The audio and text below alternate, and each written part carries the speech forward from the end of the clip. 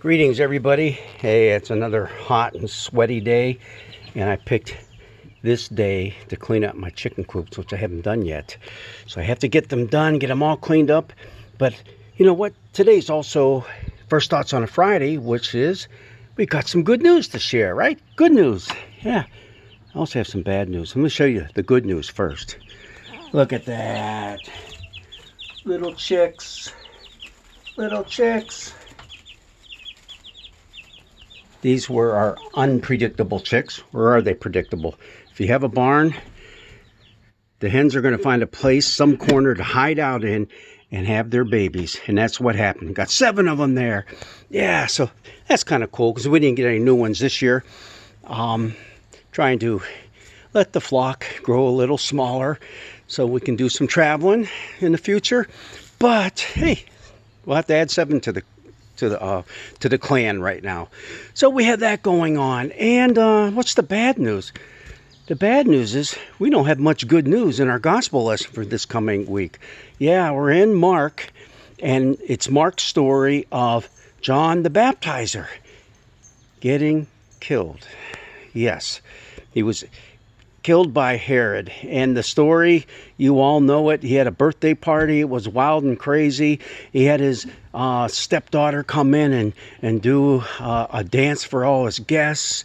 And she pleased them all, as it says, so that the king offered anything she wanted, even half of the kingdom, which is nuts. Come on, you don't do that to your young stepdaughter. But he did it. So she runs off to mommy, who is Herodias, and mommy says, ask for the death of John the Baptizer, his head on a platter. Yep, and that's what happens. He didn't want to lose face, Herod, in front of all his friends. I mean, this was his big day, and he was the big show-off. So, sure enough, he had John executed. Bad news.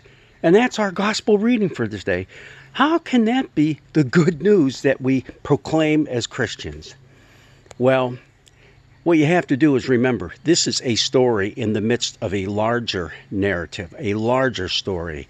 The story which is good news. The story that says, even though you take the good news out into the world, it's going to be rejected by some people, especially those who think that they're just bigger than anybody else and they can do whatever they want to do. And who needs God in my life and all that sort of stuff, you know? It's sad, but it's true. It happened to John the Baptizer. It's going to be happening to Jesus as well. So that's bad news. Jesus gets hung on a cross. But what's the good news? Well, besides the end of the story, which is the resurrection, the good news is that in spite of our unwillingness to listen as human beings and do what is right and just and what is loving and kind, in spite of all that, God still loves us. Look at all the different stories of Jesus and those who rejected him. Well, Jesus still loved them. Jesus still washed the feet of all the disciples, Judas included. Jesus still shared the Last Supper and his body and his blood with all his disciples, Judas included. God still loves us all. Jesus forgives us from the cross. Father, forgive them. They don't know what they're doing. And that was a prayer from the heart. And Jesus meant it. God, Father, forgive them. Don't send lightning bolts down upon them and burn them all to a crisp. Forgive them. Forgive them. Oh, yeah, we're just, moving our way through the Gospel of Mark.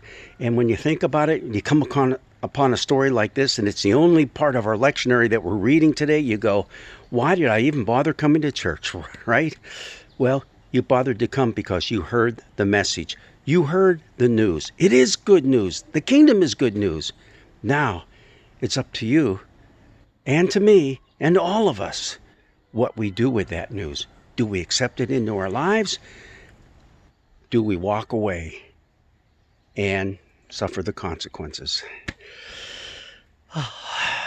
Well, hopefully that consequence is that God does so love the world that he totally recreates us, recreates all of his creation, renews it, refreshes it, that we are all a part of his loving kingdom of heaven. All right, well, I got some more work to do.